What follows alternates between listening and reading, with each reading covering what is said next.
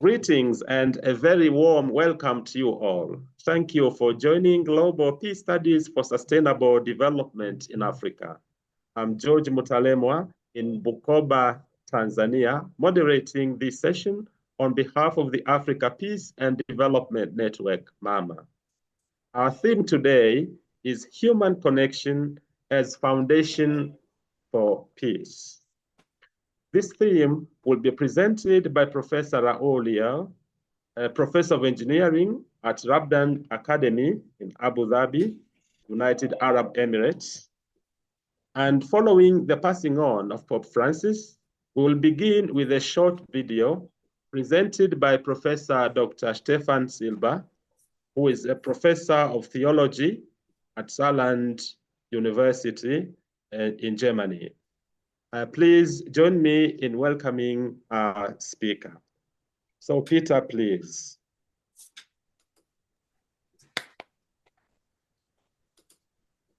Wow, nice to see you all, for sure.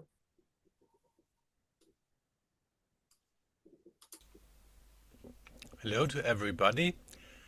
My name is Stefan Silber, and I appreciate very much the invitation I received from Egon Spiegel to share with you today some remarks in honor of the late Pope Francis.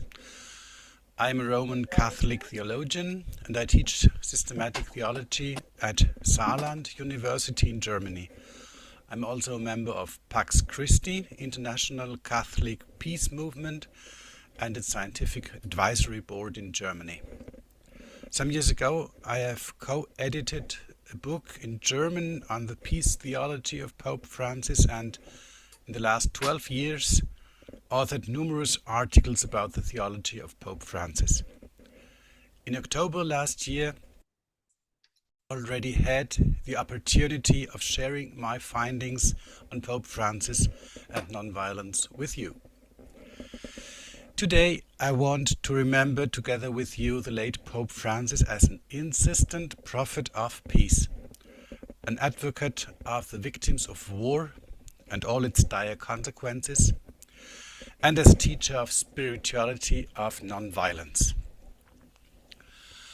War always marks the failure of peace. It is always a defeat for humanity, said Pope Francis as early as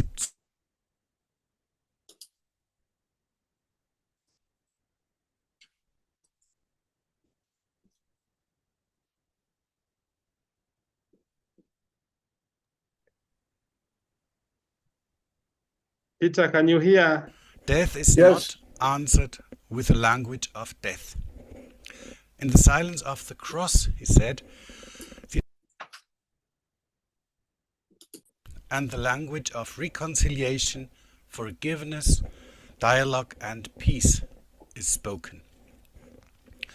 Throughout his pontificate, Francis has condemned war in all its aspects, from the social injustice that gives rise to war, to the arms industry, the arms trade, nuclear weapons, the policy of deterrence, targeted killings, the lack of protection for the civilian population, the abuse of religions, right up to the ecological catastrophes that armaments and war inevitably entail. Francis even questioned defensive war. And when he acknowledged the right to self-defense, he also made it clear that this meant non-violent self-defense and diplomatic and political restraint of aggression. His voice against war and for alternative conflict solutions will be missed in the future. Pope Francis presented and practiced non-violence as an alternative to violence and war. He said, violence leads to more violence, death to more death. We must break this cycle, which seems inescapable. To break this vicious cycle, the Pope argued, the practice of non-violence is the preferable, most efficient and most consistent option. How can we achieve this? In his many teachings about peace, Pope Francis gave us a number of tools for peacemaking. First, we must choose the side of the victims of war. Francis said, "Let us touch the wounded flesh of the victims. Let us hear the true stories of these victims of violence." Second, we need to ascertain the humanity of both victims and victimizers. Even those responsible for war are human beings capable of remorse and conversion. Francis said that they embody a promise that always brings with it a spark of new hope. The Pope also invited us to cultivate inner peace as a remedy and antidote against interpersonal and social hatred. He called it to goodness that awakens, as he said, profound joy even in the midst of difficulties and misunderstanding. Even when affronted, the Pope said, goodness is never weak, but rather shows its strength by refusing to take revenge. He said, goodness must be paired with mercy, and mercy with the search for justice. Justice is only possible through mercy and needs an active memory and a will to truth. Pope Francis was aware that the practice of these values and non-violent solutions to conflicts are no easy matters. On the contrary, social peace demands hard work, he said, craftsmanship. This hard work is possible for the Pope with the help of God. It is a spiritual enterprise. It is inspired by his faith in God, Creator, who created every human being in God's own image. And therefore, we are all brothers and sisters, victims, victimizers, and bystanders.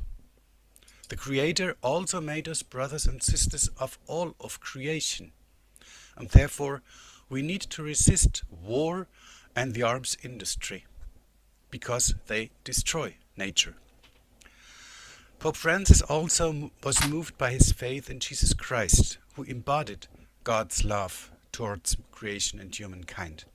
Jesus, who non-violently resisted violence and injustice, and cared for his most afflicted fellow beings. Jesus, who refused violence to the consequence of becoming one of the victims of violence on the cross. But Pope Francis also believed in humanity. Nobody needed to be a Christian believer to share the universal, brotherly and sisterly community of humankind. Every one of us is called to take care of each other and of all of creation. Finally, Pope Francis not only taught about non-violence and peace, but practiced them. In numerous conflicts around the globe, the Pope worked incessantly towards negotiations, ceasefires, and humanitarian assistance. He was the first Pope in history to meet the Patriarch of the Russian Church in 2016 in Havana.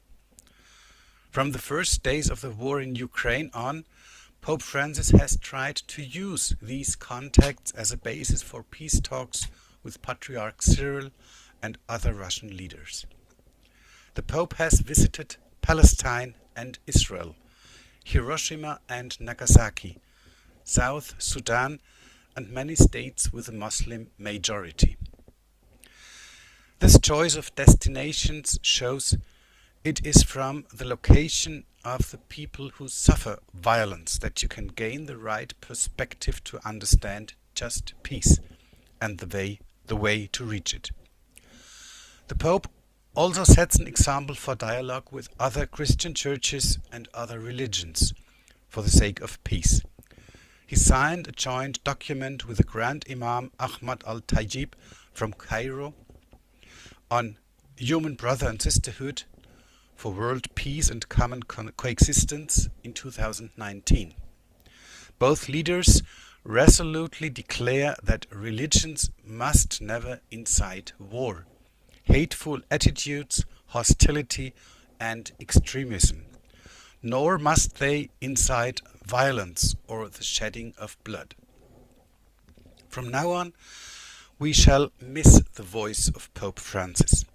At the same time, by his search for peace during these 12 years in office, the Pope has encouraged all those who raise their own voices. Pax Christi International has embraced this mission. Everybody who seeks peace by non-violent means can feel encouraged by Pope Francis to reject war and all preparations for it, just as he did. Thank you very much for listening, and I wish you a very fruitful afternoon with this other talk that you are going to hear. Well, thank you so much. And this has been a very rich reflection. And now we turn to our speaker for today, Professor Raul Leal. And it's a pleasure having you, dear Raul. It's been a long time since we met. And so you are welcome to proceed. We are going to share the screen, but if you like, you can also do it yourself. Let me try, yeah. Okay, lovely, lovely. Thank you so much. It says that it's disabled. Sharing is disabled. Oh, hang on.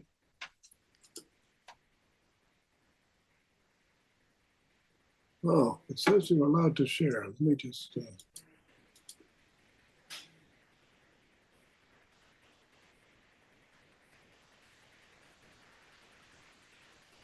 Well, I can do it for you if you like. I have it set up so that you're supposed to be able to share. Let me try again. Try again once. Yeah,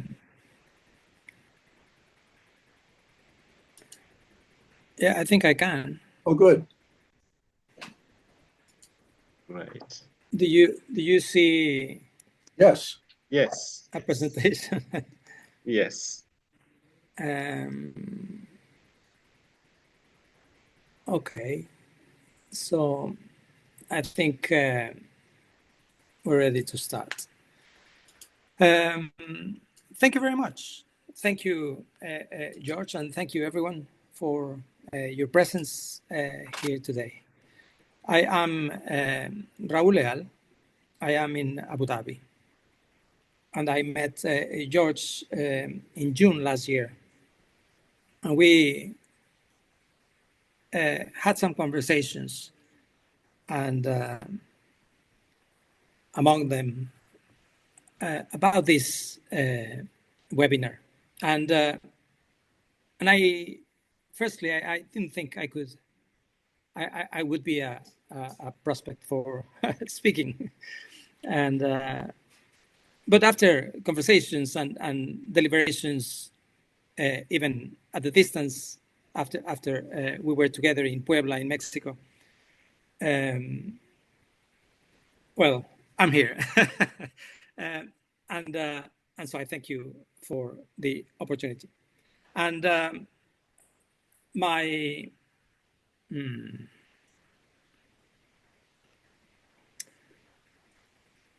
part of my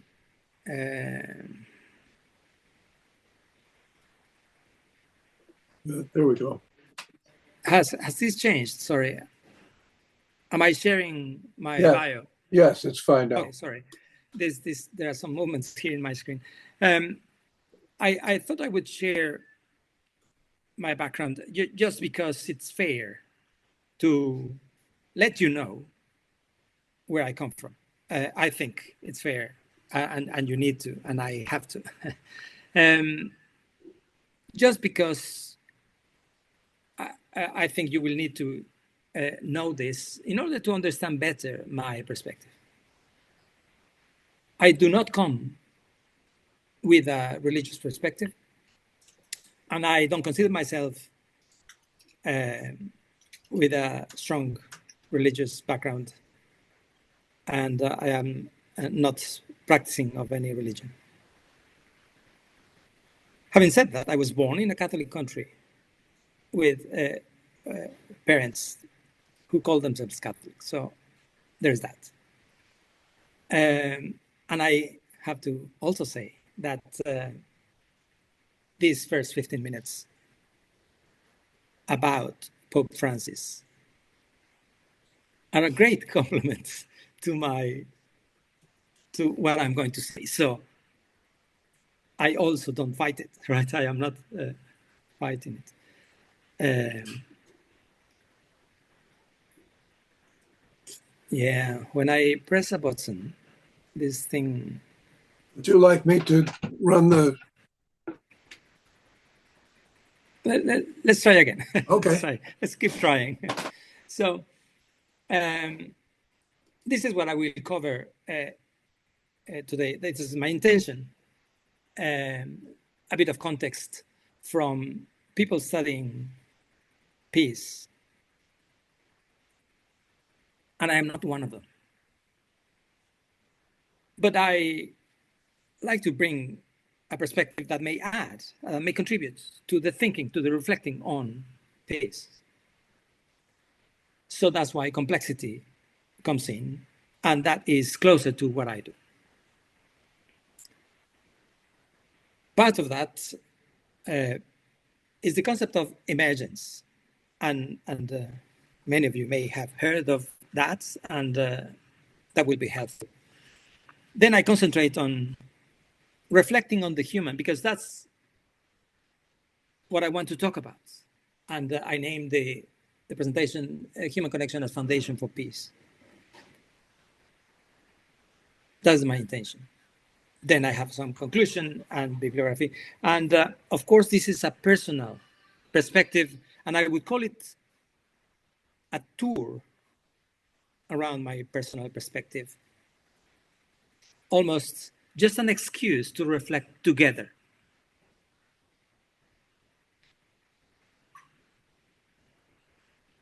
And so I started to read a little bit about peace. And I think it's fair to say that some people just see it as an absence of conflict. But I see it as something that is intrinsically related to being human. So peace may be created by humans and humans in relation to other humans. But I think there is a chicken and egg here situation. What comes first? Is it a context of peace that creates a flourishing human? Or is it a flourishing human who creates peace, conditions for peace? And the first thing to conclude from my view is that there is a strong interdependence. That's all. There's a strong interdependence between one and the other.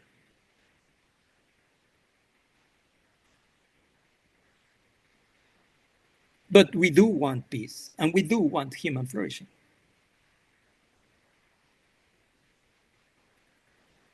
In the literature, some researchers have pointed out that the traditional ways of approaching peace or conflict are failing, are not enough, are not fit for what we want.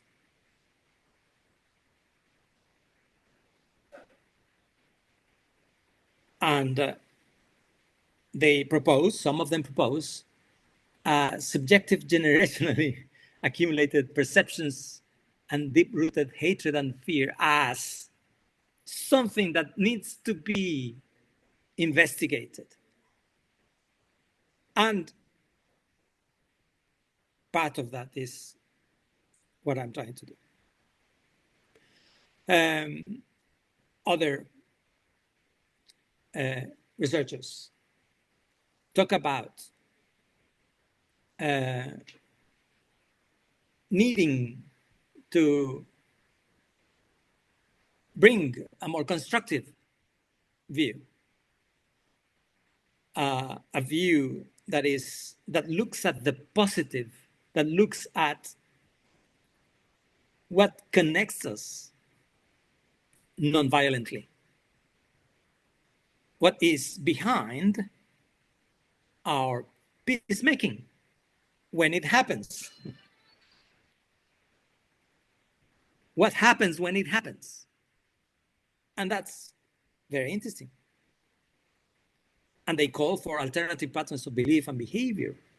And that's, in my view, a more human-centered approach to the study of peace.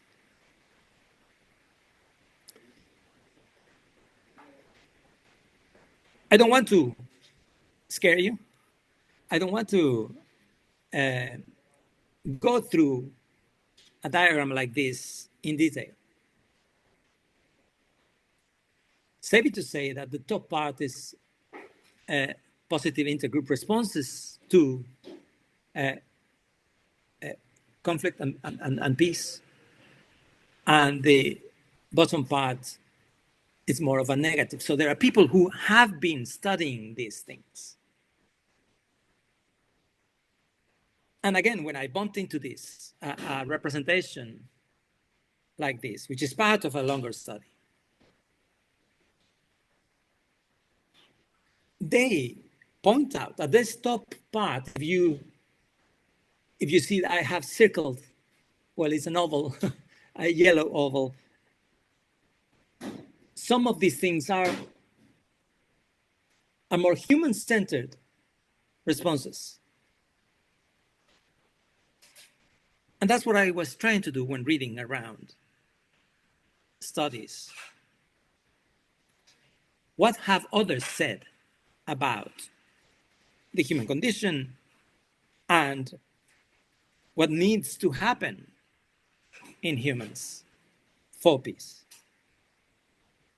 So I thought that those things at the top of the diagram were closer to those human-centered responses. Sorry, and when I say human-centered, rather than relational, rather than social, rather than diplomacy or politics. And same here.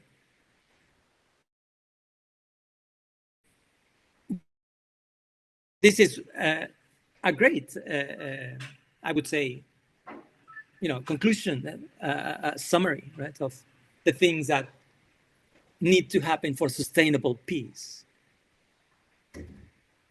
And some of them, well, the first one, in my reading, the first one is more human-centered. The top one. The other is more relational. But when I say relational, when they say relational, is between humans. And there's no social without human. So there's a strong interdependence here vertically, right, across the table. But again, I want to concentrate on the human. So on the individual.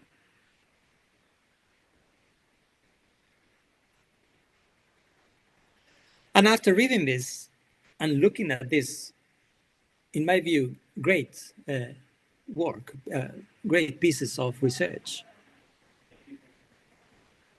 I was wondering, is there a precondition? I was referring to this earlier. Is there a necessary predisposition for peace required in the human being?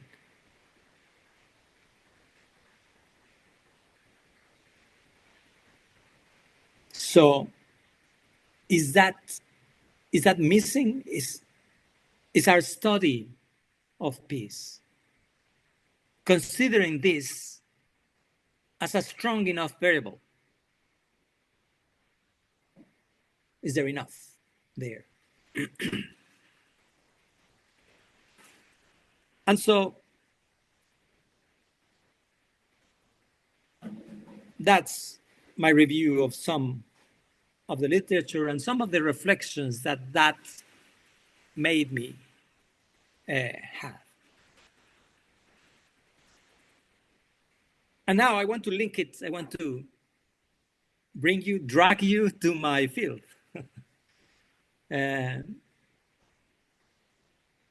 So the concept of emergence.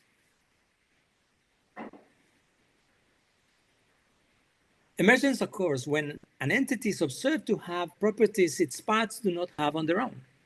So these are properties or behaviors which emerge only when the parts interact in a wider whole. So this emergence occurs only at the system level. So the whole level, not the parts. And in context and in interaction from the parts, right? The parts are interacting and then the emergent property appears.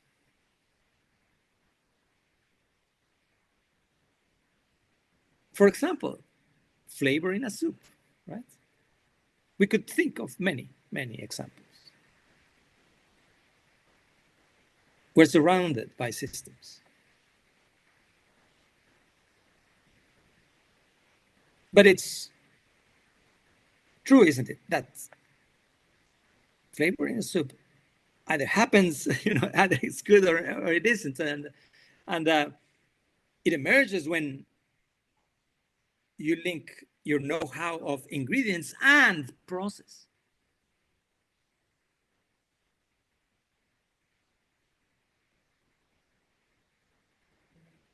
And only then you can assess your relative success.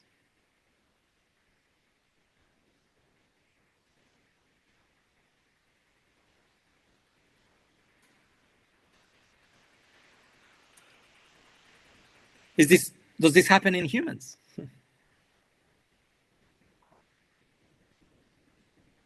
And I think it does, right? My own being is a result.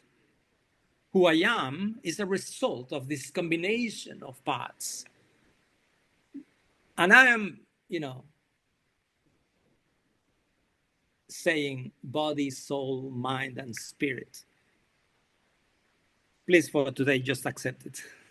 Let's not debate this, but because there are debates whether it's four, it's more, it's less, it's fewer than that. Anyway.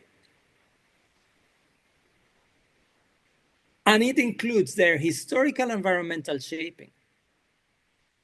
That's who I am. And it's moving. It evolves, right? It evolves because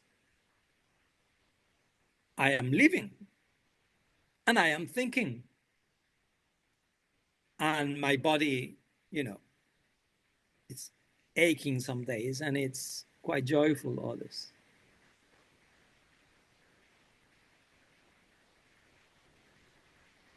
What about when I meet you? What happens then?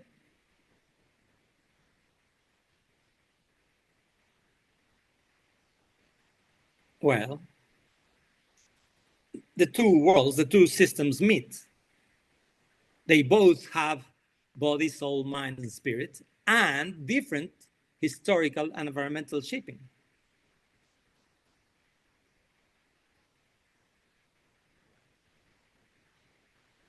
Even in twins, this will be different.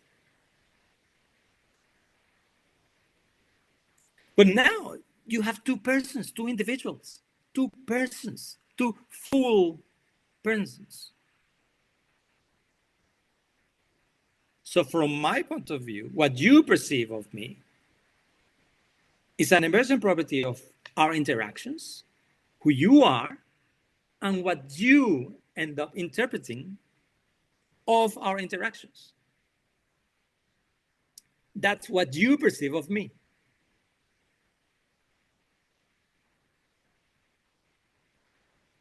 We're different.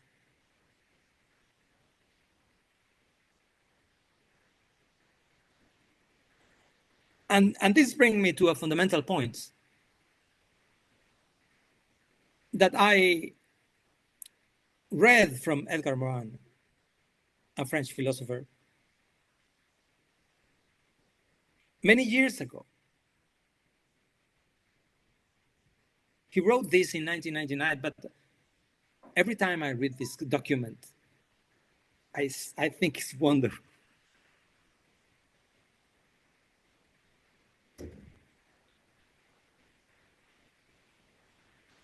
And he says that we must study understanding. That we must study misunderstanding.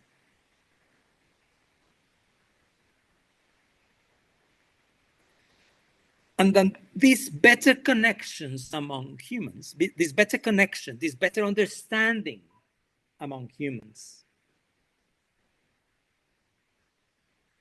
will form a solid base for the education for peace, to which we are attached by foundation and vocation. So he's saying it, right? He's saying it. That is the beginning and the end. He's saying foundation, the start, and vocation. So your direction.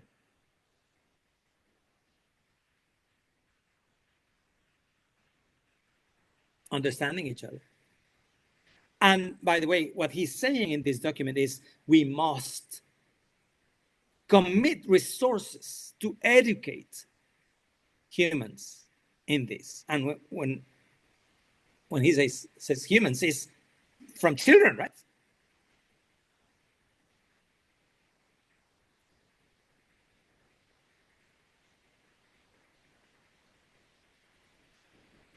Understanding each other.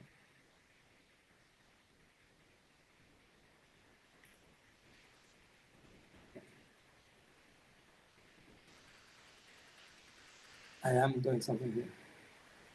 I cannot stop. Okay. 8. Yeah. I apologize.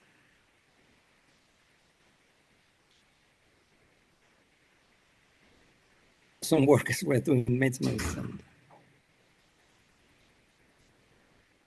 As you may now know, I work as an educator. And this idea of emergence, it's not as easy to grasp, and it's not as easy to deal with if you want to deal with it. Especially in education, because the focus is learning.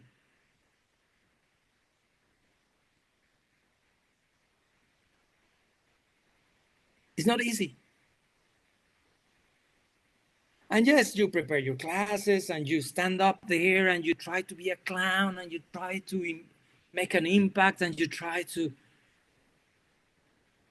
and vary the activities and so on, right? You do all those things as a teacher, as someone interested in the learning of others.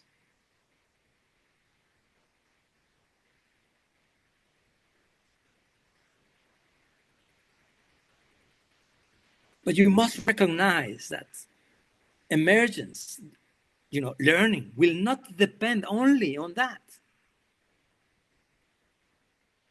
There are so many other things. Not all learners start with the same initial conditions. Of course. Not all learners enjoy a context or home environment that is an appropriate enabler for learning. They don't.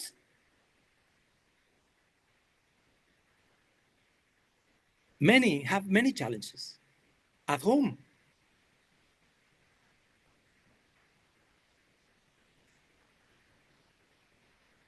Not all learners have an effective study skill set or willingness, right? Or willingness to learn. And by the way, I won't even go into generative AI, right? But it's getting worse.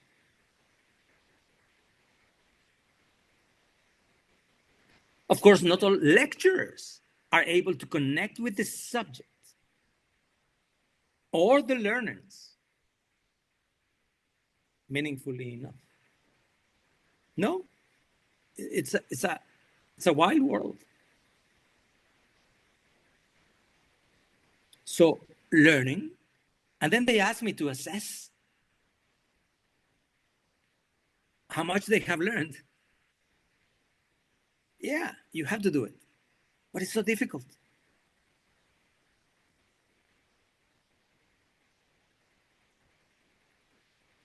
But it's important. It's so important. Education and learning is so important. It needs to happen. Institutions must do things, and teachers must do things, and we must create the conditions and the institutions for this to happen. Because there are many things that depend on that.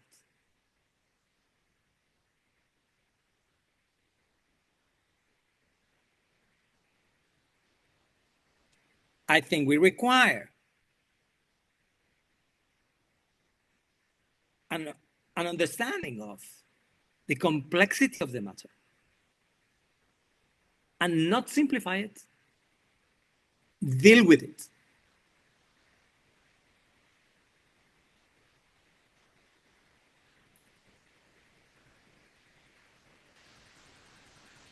Hopefully, I will be able to engage deeper.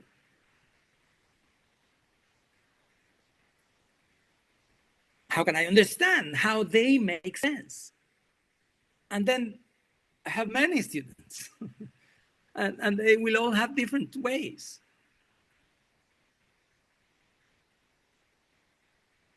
But I must not devalue who they are. I must take them where they are and give them something. Help them grow. But I think only if I understand learning this way will I achieve it.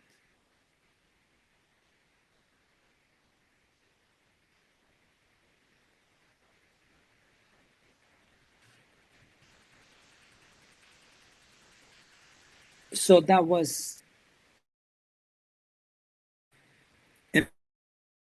emergence and complexity in learning and education. I bumped into this poem, and it's talking about humans, and it says the best are like water. And it says many other things, and it ends because they don't compete and they aren't maligned. And there was an inspiring thought there. The acknowledging from the 6th century BC of something that emerges, something that is there, but is not so clear or not so easy to grasp.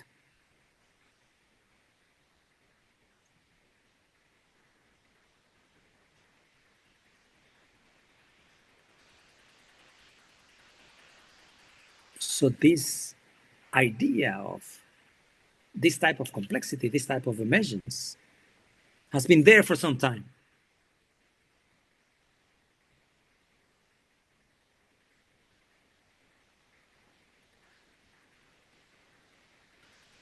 Another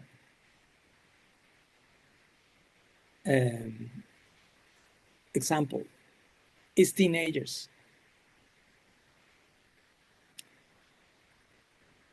it's very easy to dislike a teenager, at least for me. You know, to feel exasperated. But if we stop and think about it, they have it tough. It's a tough part of our evolution as humans. There are hormonal changes. There are fights, sometimes within yourself, right? Sometimes with others, especially the authority. And so I was involved in a class and talking about teenagers. And this became clear that they need help, that we need to be there for them. We need to give them a hand.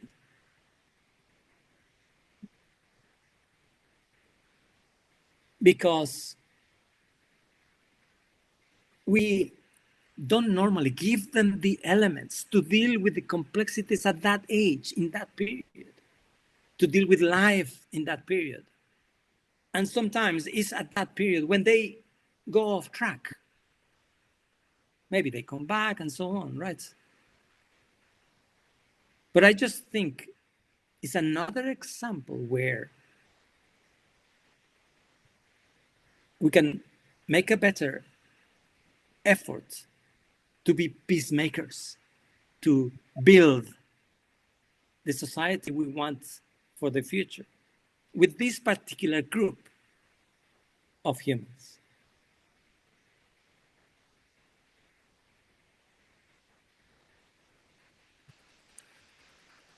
And I will give you one more example. And I got married for the second time 10 years ago. And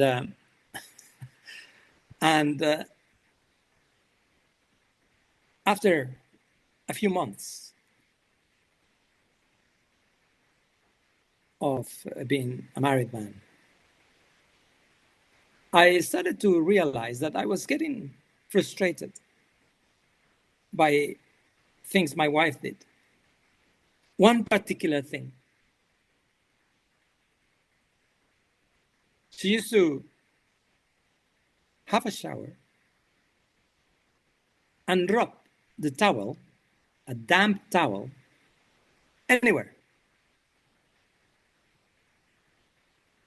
And, you know, we all have our habits. But this was particularly infuriating for me. And I, you know, I found myself almost angry that even though I had told her, this wasn't really happening. It was not important for her. And at the same time, I realized how important it was for me. A damp towel.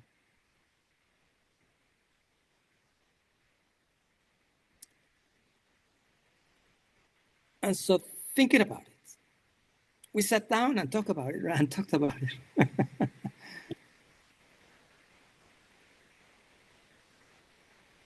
I come from the coast of Mexico, Veracruz. And it's very damp, humid. It's also hot, but it's very humid. And so we were told from being children that the towels needed to go outside under the sun right away after the shower, after being used. Otherwise, they would stink very quickly because of the humidity and a towel on a bunch. Right? She isn't from that area. She is from Mexico City. That's dry. You drop a towel anywhere, it dries. It's not an issue. It's not an issue.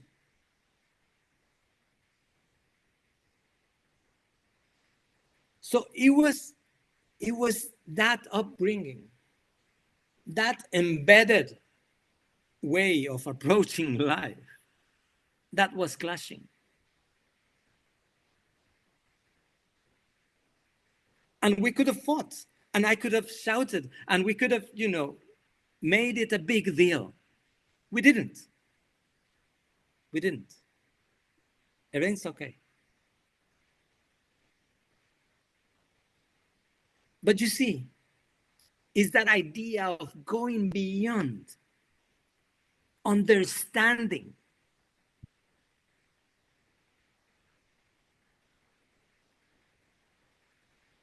We're all different.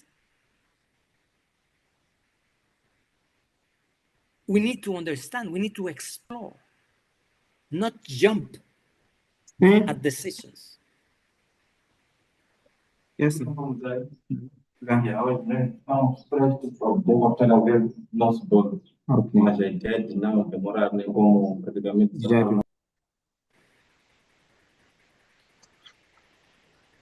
So what I'm thinking is,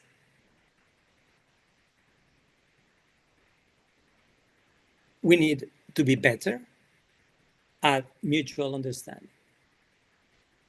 Perhaps to have a bit more openness, maybe even to risk carefully, but risk a little bit more. Dare a little bit more in our connections. Trust carefully, but trust a bit more. Explore. Work in trusting. Listen.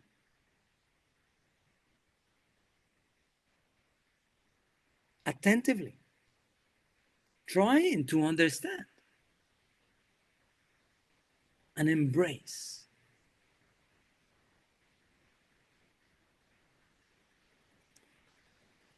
When we have a person in front of us, I think we have an opportunity, and we must exploit that opportunity.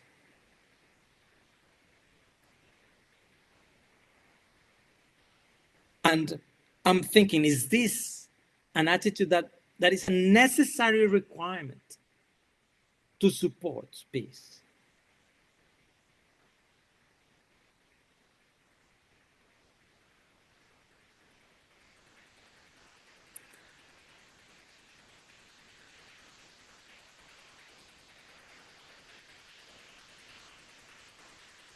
John's sermon might not be in your bookshelf,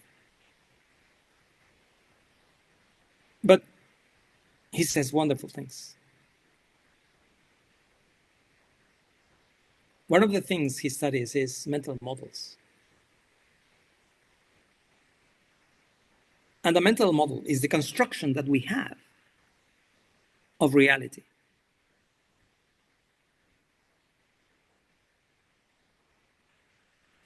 It's a stable model that we hold of reality, of how things work.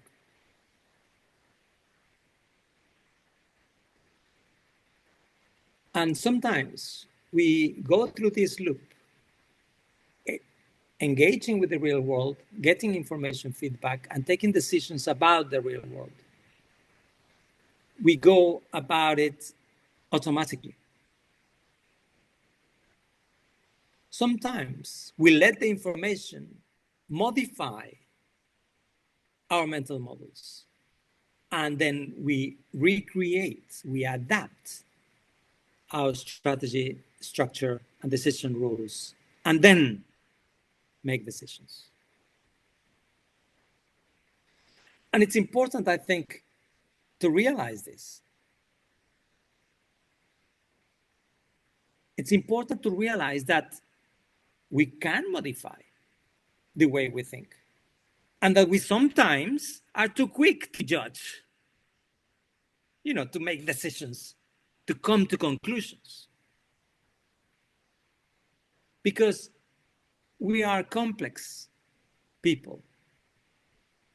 And we don't always explore and create tests to learn ourselves. Many times, we just draw from intuition. We could create tests, we could ask, we could engage more in a meaningful way to help us understand. But we normally just react. But there are preconditions to how we react.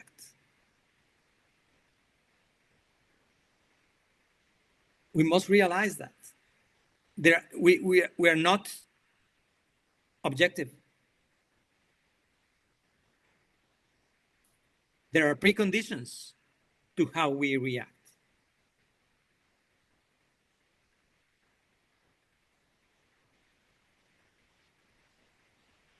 And we really should take the responsibility for important things, explore more, dig deeper, try and understand better.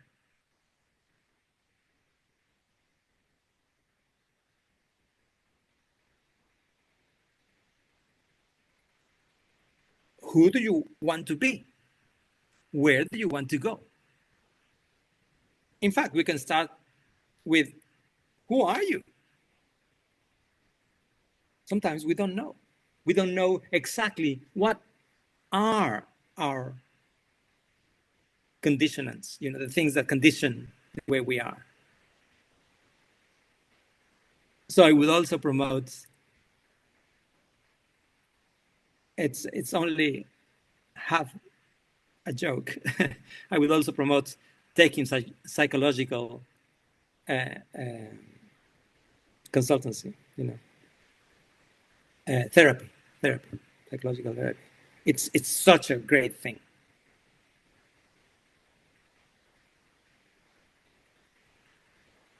So, sorry, I call these models. These are representations of how we learn, and therefore they are models. And they help me think. They help me reflect on my learning, on how I learn. So from the models, we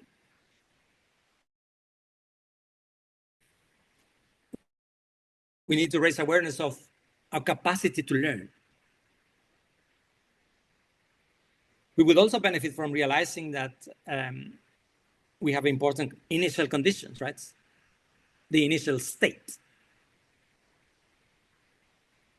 And we need to understand that and be responsible about that.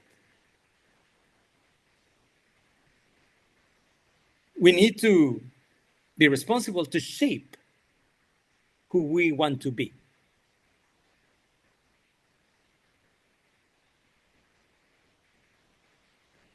And of course, that would take us to be better at working to shape the world we want.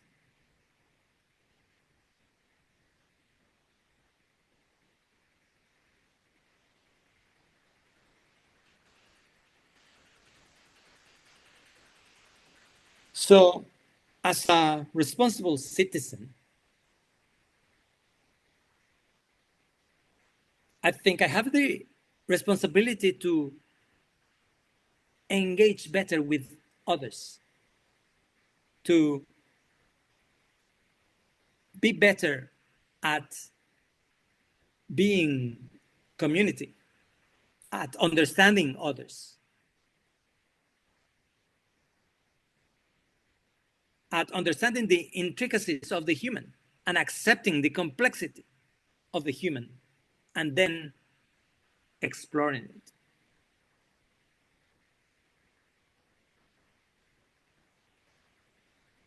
Humans are complex. There is more than you see, much more. There's a lot of non-rational, non-propositional, non-cognitive capabilities. There's a lot of this. We need to understand. We need to be better at understanding.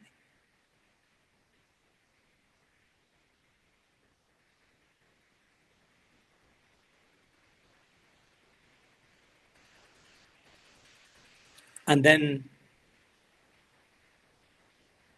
if we get better at this,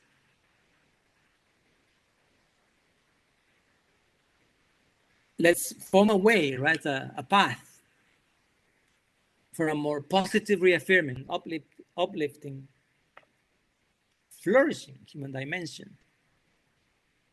That is something that we are.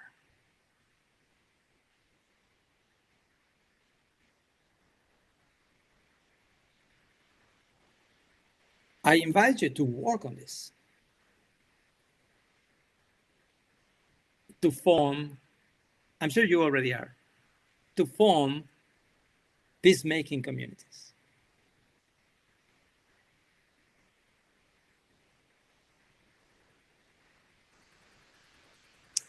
And that's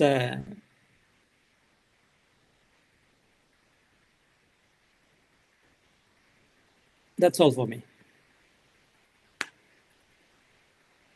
Thank you very much indeed, Raul, for this wonderful presentation.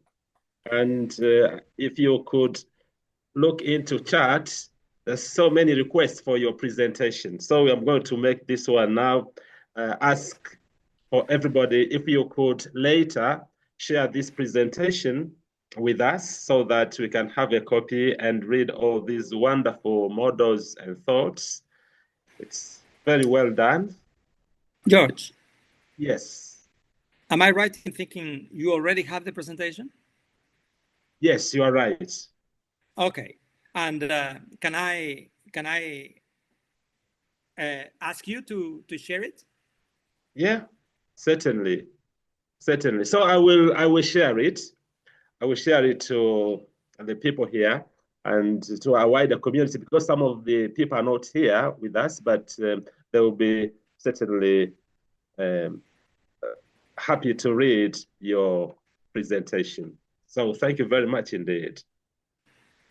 Okay, so I'm looking at the chat. And so the first question says, could human connection, sorry, the first question that I see, could human connection include confrontation whose outcome is defeat or stalemate? So I think the first purpose of human connection is a respectful approach to one another, a respectful closing of the persons, so getting closer to each other. You may debate, you may discuss, and I think that would be fruitful if it's done respectfully. Could the outcome be stalemate? Yes. So what does stalemate means? No one can claim to end up reaffirming what they started thinking, right? What they came together thinking. But can it be defeat? I don't think we should see it as defeat. I think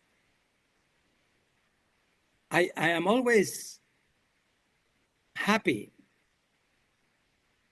to be proven wrong.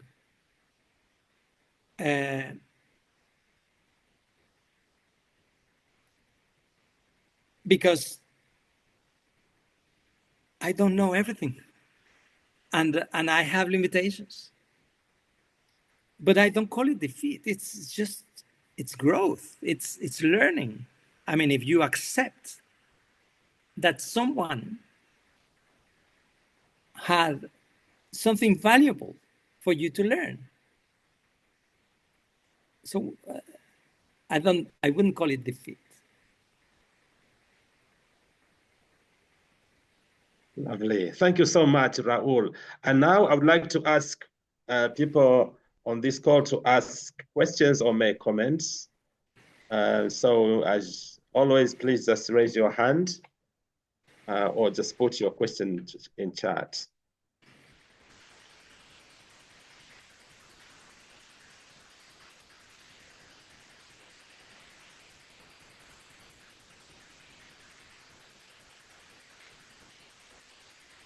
There's a lot of information to take in. That's why we are taking long to digest. No, I agree.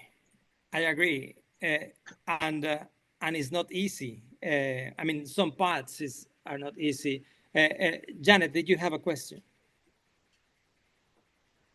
Yes. First of all, pardon me, I want to congratulate George on convincing you to speak for us.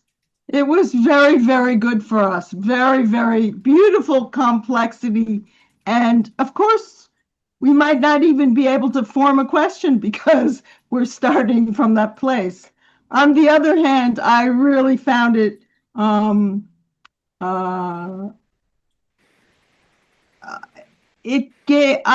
trying to write on an ecological relational paradigm for peace, because peace is, of course, we have to deal with human to human behaviors and complexities and institutions, etc. And now we see that our own existence depends on incorporating the living world around us with some kind of equal something importance. So that's very complex. And I appreciate how you explained it. And it's also hilarious because I kind of grew up in the university with Peter Coleman, and Lederach was one of the first people I used. And so now I think, you have to really leave home. Now I'm thinking, oh, maybe I should go look at Peter's work, again and again in this kind of analysis, because he's turned into a much more quantitative researcher, and I'm a conceptual, qualitative one. And I'm just really shocked that you should bring up,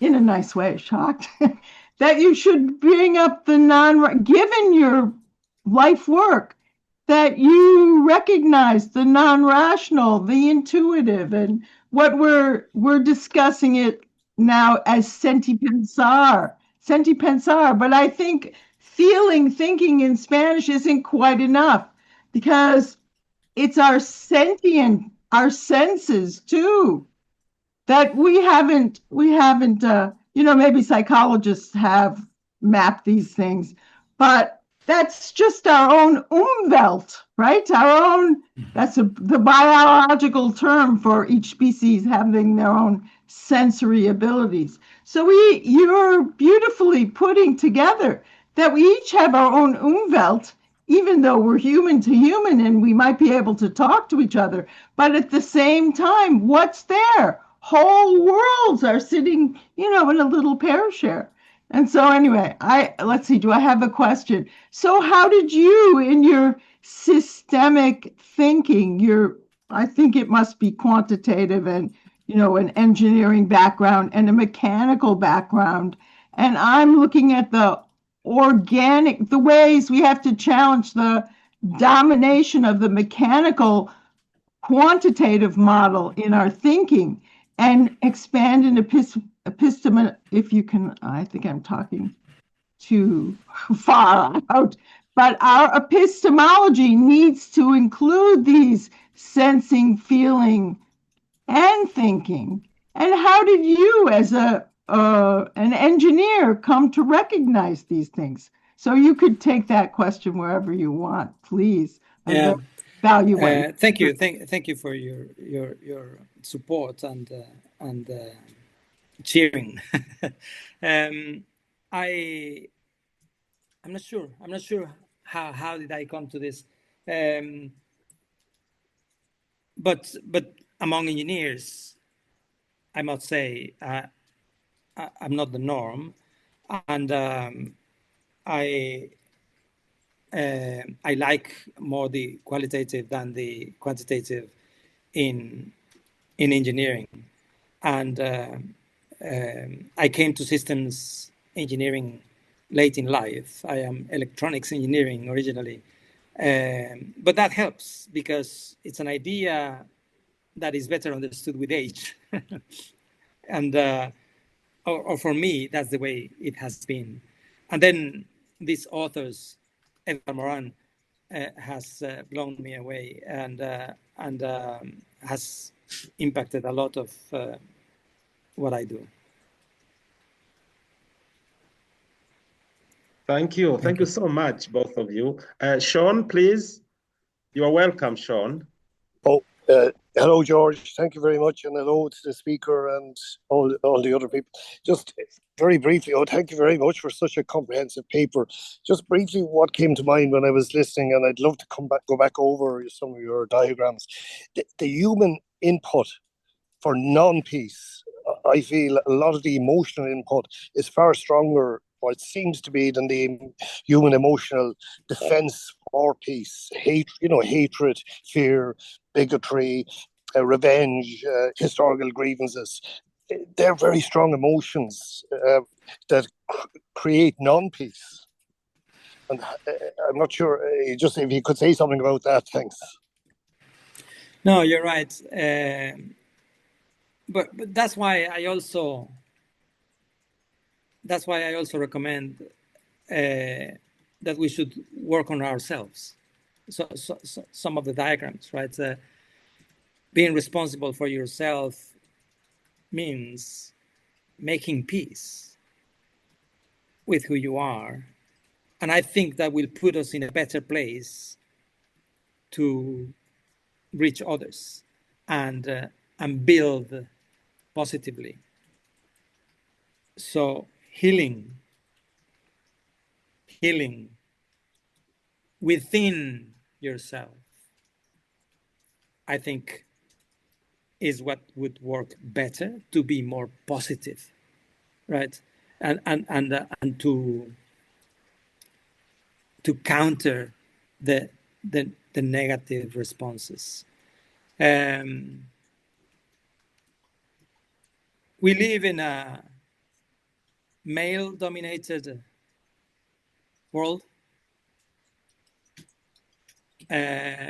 generally speaking, and we are not good at that, generally speaking. So that's why what I would suggest to work on healing, on being better with ourselves.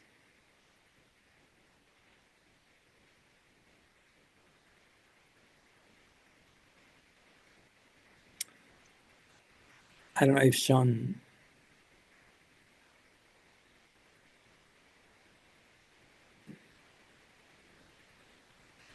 All right. And now let's turn to Richard. Richard, you're welcome. Yeah, thank you. Good afternoon from Ghana. I am very much happy to have joined this treaty dealing with peace traditionally. I believe, yes, as you said, our body parts, we need to agree with each other before the whole body becomes peaceful. How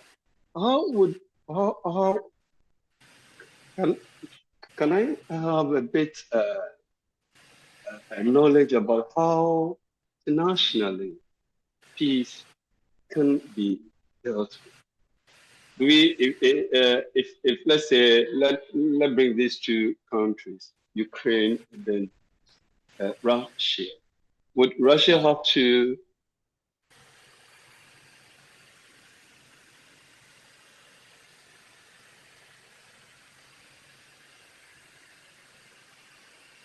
I lost transmission. Yeah, he's frozen. Maybe he will come back with his question. But so let's turn to honestly, just Joe, if you could ask your question or make your comment. And I was thinking about you when he talked about understanding, because you like understanding very much. So please go ahead. Oh, good afternoon, everyone. Yes, okay, I'm audible. Thank you so much for the lovely presentation. I really enjoyed it. And yes, George, you're right. I think among the things that I loved was the understanding aspect of the presentation. I think I have a question and a suggestion. The question is, I'm wondering how much maybe you found nurture has an effect. This is because on one of the slides, there was a question there. Is there a precondition for peace that has not been considered enough? So the answer that came to me as I was just thinking about it was nurture. Because as you were talking, when you were talking about, because I love this topic, human connection as a foundation for peace. Because when you talked about when beings who are complex coming together, right? What I realized happened was it's reflection that happens because we come from different environments, but inside us, our makeup is fundamentally the same. So by the time we come to meet one another, it's almost like there's a part of us that's subconsciously trying to see what the other one has done with what's inside them and comparing it to what we have done with ourselves too. I guess so, and that's where, and because I also realized that, so that's where in order for human connection to happen, we also have to learn to like drop our guards. I like that you addressed it when you were talking about what's needed for mutual understandings. I think it was 5 points. I think they answer the whole. Because what came to mind when you were talking about connection, I'm realizing if we really connected genuinely, we could achieve peace quicker. But the problem is we have trust issues. We have fear things we have. So I like that you also addressed it when you were talking about the mutual understanding aspect. So back to the question, it would be, I feel like nurture, and specifically nurturing of the mind, because I was thinking if we approach nurture as non-linear, meaning know that nurturing can happen at any point in any person's life. Meaning you might find yourself in a place where you're not reacting based in the best way based on your current learning and build of knowledge. And then you'll now learn something new. That's why I also like that you talked about let's not see it as being defeated, but as growing, as learning something new, you know? So that really, it removes violence from exchanging between humans, even just like knowledge and information. Because I'm realizing there's some violence that's hidden in concepts. That's not like physical violence, but when you really break it down to it, it's like it's violent in some way, you know. So I really love this presentation for today. Thank you very much, Joe. I understand then that when you say nurture, you mean studying, you mean learning, right? And of course, I am talking about that. But also, we need to be better with children. We need to be much better with children as parents and as institutions and teachers and you know, all those involved with children. As some of you may know, children are formed fundamentally in the first 6 years, right, of their life. So that's another angle of nurture. How do we get better at that? We need better parents. We need better kindergartens and neighbors and, societies in general. Because I've been in primary, giving talks in primary schools, and they are wonderful, and they are happy, and they want to learn. And in general, they are playful. Playful, and they want to learn. But it's when things get tricky in adolescence, and they face the real world as individuals, that we see that there's a lot to do, that there's still a lot to do. Anyway, in answer to your nurture question, yes, I agree. We need to do more of that at all levels, from all angles.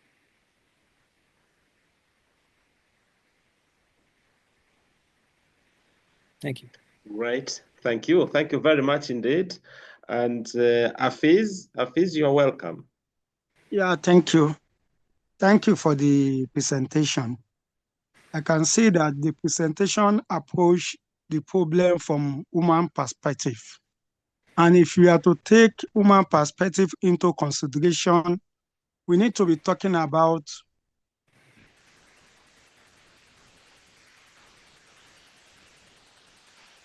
the three things that divide human into the kind of who human beings are. And according to Plato, he has divided human being with three things. He talks about courage, spirit, and emotion. So talking about spirit is the same thing I'm talking about reasoning, human reasoning. So we have the category of human being that is being controlled by their reason. We have some that has been controlled by their emotion. We have some people that has been controlled by their courage. So how are we going to manage the level of understanding of these various categories of human being? Because the kind of what control your being will determines what kind of behavior you are going to shed out to other people. So my question is now that I agreed with you that mutual understanding is the solution to create a foundation for peace. But how are we going to make this understanding to be more equitable among the category of people that I just mentioned? Thank you. Yeah, I think your question is quite complex, and I'm not sure I can give you a definite answer, but I can share some thoughts. My objective today was to share my belief and finding that we as humans need to be more responsible for ourselves, and that we need to be better at engaging with others. So that was sort of the core message, right? That the human is complex, and that we need as individuals to be better and more responsible for ourselves, and to be better, and now that we know, more responsible at engaging with others. So, talking about how to control others is not part of of my subject, right? So I don't believe that. So I would suggest we engage in different ways, trying to create meaning in our engagement, trying to understand, and perhaps trying a diversity of ways, alternative ways of engaging with others, respectfully. We must do this respectfully. And that's what I can say about it. Yeah, thank you so much. Thank you. Thank you so much indeed. Evelyn, please. Yes, sorry. I will join in the chorus of thanks for both presentations. I believe the first introduction really gave us a context and a beautiful reminder of what one individual voice can do. And so thank you, Professor Kurtz, for that. And my comment, I was particularly struck by the concept of water as being the symbol of an evolved piece, in the sense that it exists only to nurture. And from that, I went to every human being, by definition, is 70% water. And so I thought I would love somehow to inject, and it's not so much a question, or maybe it is a question, to inject into your teachings the connection between you as an engineer who clearly thinks about water, humans as being 70% water, and that wonderful combination with nature in our connection of respect, that we respect not just ourselves, but our environment, because our environment is 70% us, well, more than 70. And I'm reminded of a song which will give away my ancient self. I'm reminded of a song that said, my individual components are not unknown, but the way I assemble them is all my own. And I would say that from your presentation, it's not all my own. It is shared.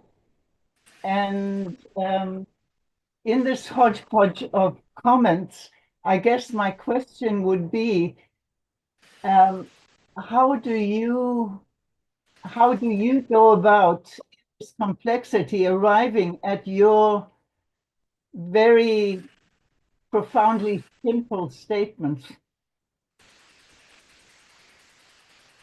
How did I arrive to it? How do you, I mean, you clearly are somebody who takes into consideration the complexity of life. And yet you are able to come up with some, I call them profoundly simple statements.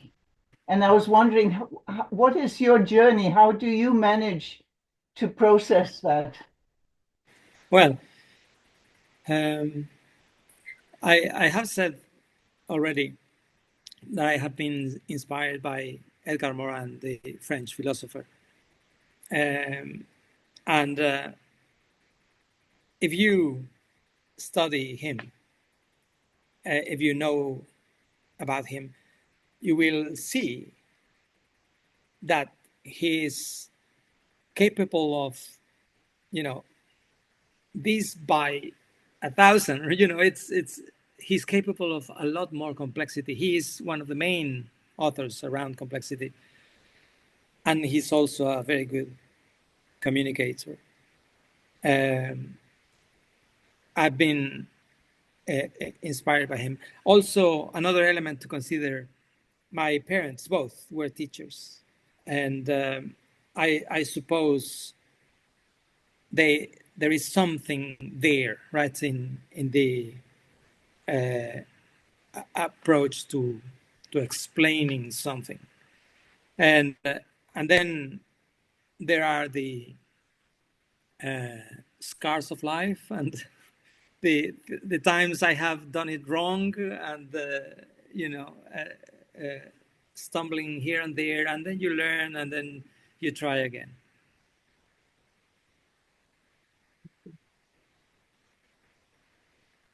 Wonderful. Thank you so much, Raul and Evelyn, of course, for that question. And yes, now we turn to Eliseo. You are welcome.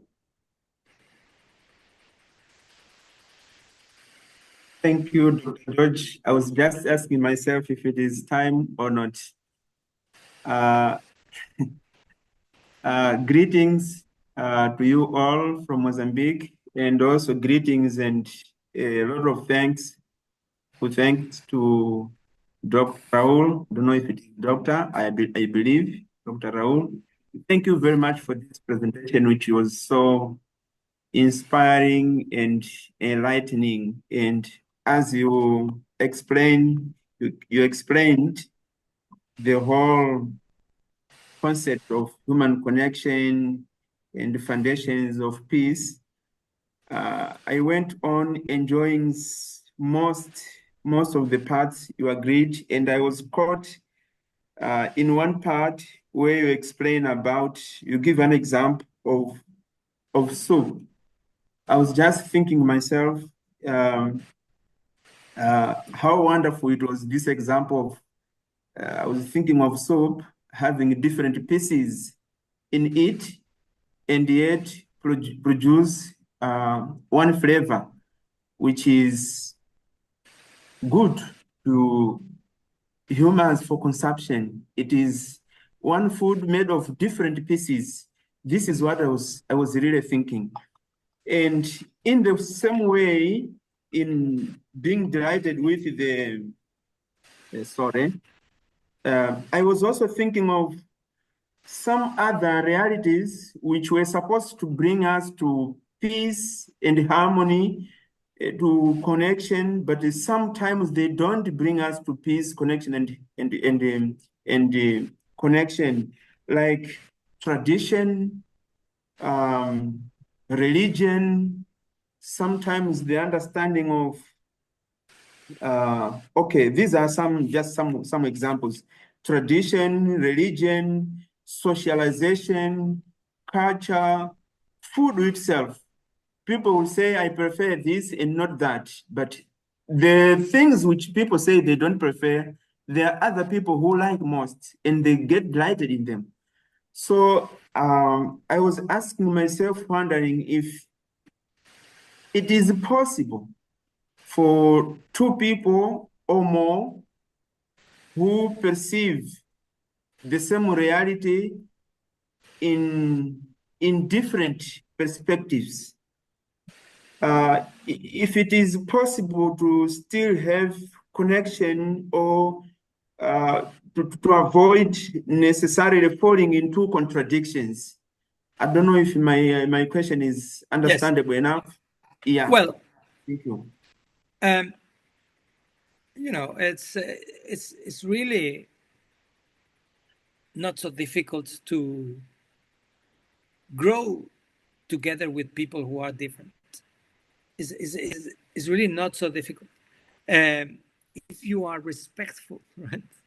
If we are both respectful, both parties respectful. So I have a friend who likes fried chicken with waffles and maple syrup. Why? This is crazy.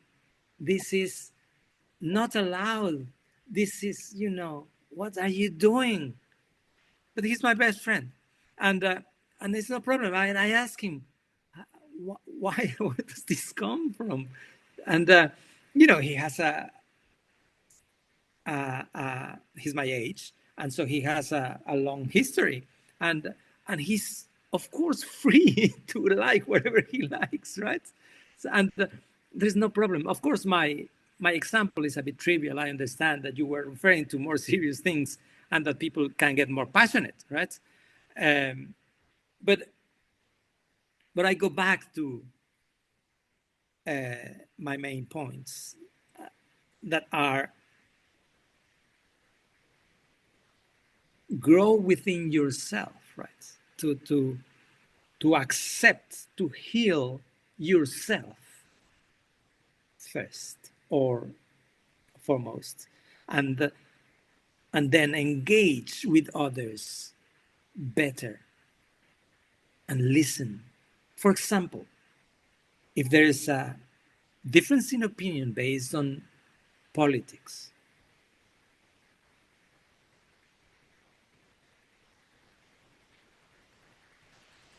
people are very radicalized these days. But I have been surprised by people near me that are very patient and very wise. And they say, oh yes, do you like that? And why? Why do you like? What do you see? What is it in them that attracts you? What is it in that policy that attracts you? What do you see? Let's dig deeper. Let's understand better and do it with complete, absolute respect. You see, respect is one of the highest principles, right? In life. So there's no reason why we cannot do that. Of course, there may be times when someone wants to rob you or kill you or something, and then you have to say, no, I'm not with you. I don't agree, right? I think differently. You know, things like that, they will come to a head, right? It's possible. But that's extreme, right? That's extreme. In all other circumstances, we can all be respectful and searching and digging to understand and listen. What is the framework that makes them believe that? What is the cosmovision that makes them do that? We would be a lot richer and a lot better if we do that. Thank you, Eliseo. Yes. Thank you. Thank you very much indeed, Raul. And thank you, everyone, for your wonderful contributions, for your listening. And I'm sure you've learned quite a lot. We are going to invite you once again to speak to us, maybe on AI or some other areas. So it's really wonderful having you, Raul, today. And so we wish you all the best. Let's all remain connected, and we'll see each other next week. All the best. Bye-bye. Thank you. Thank you, George. Thank you.